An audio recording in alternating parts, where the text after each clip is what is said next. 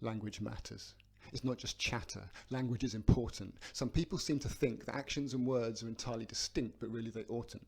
Because abuse online is just words. And abuse in the street is just words. But the people who do that shit know how it works. What eats at the nerves is the constant second guessing and stressing if it is just words or if the words would be progressing, because language matters. Language is significant. Who gets to be an expat, who has to be an immigrant? Who takes part in hate marches? Whose protest is legitimate? Why does the phrase God is great only get people panicking when it's in Arabic? When are they terrorists? When are they merely thugs? Why do so many people say alcohol and drugs?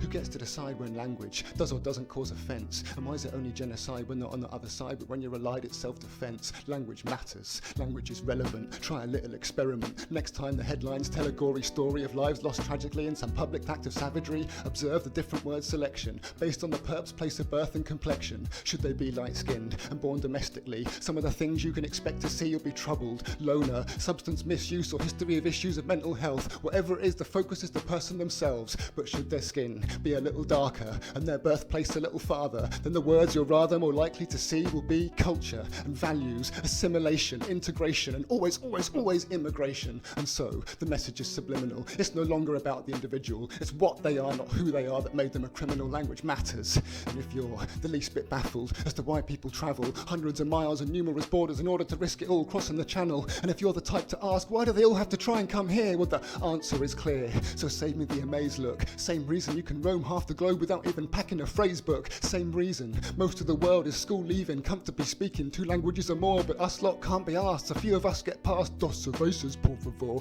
Language matters, and the press know how to use it. Like when they want to say everyone like them is a bit like that, but they know they can't prove it.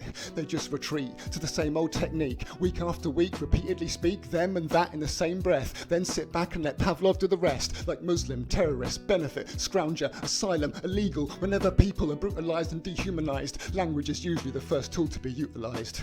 Words as weapons constrict a person's self-expression and you choke them. The separation of slaves according to language is spoken. The fact that despite having some 238 tongues in Brazil, still only one is formally recognised. That of the coloniser. And in Soweto, South Africa, in 76, the fuse was lit literally by literacy. In the streets they took books from school and set them on fire in protest of a new rule that required Afrikaans to be a language of instruction. Immediate obstruction in the path of anyone who didn't speak it. Such a right to be denied that hundreds lost their lives trying to keep it, because language matters.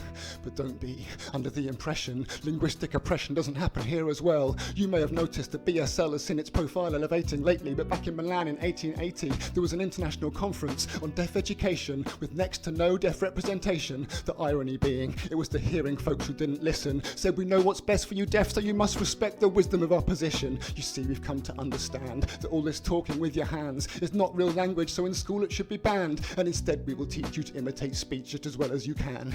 And so countless deaf children never got to know what it is to learn, develop and grow in a mother tongue, instead compelled to use another one that would never quite be their first, and what's worst, punished if they defied. And some cases even hands tied down by sides, and this shit was allowed to ride for the best part of a century, till eventually in the 70s somebody finally twigged deaf kids were being systemically failed, till they academically trailed their peers who could hear by years.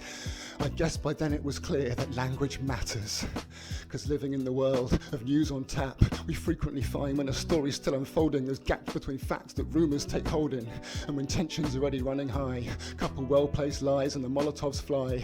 So before the windows get shattered, the blood gets splattered and the country's in tatters, please pause before you post, because language matters.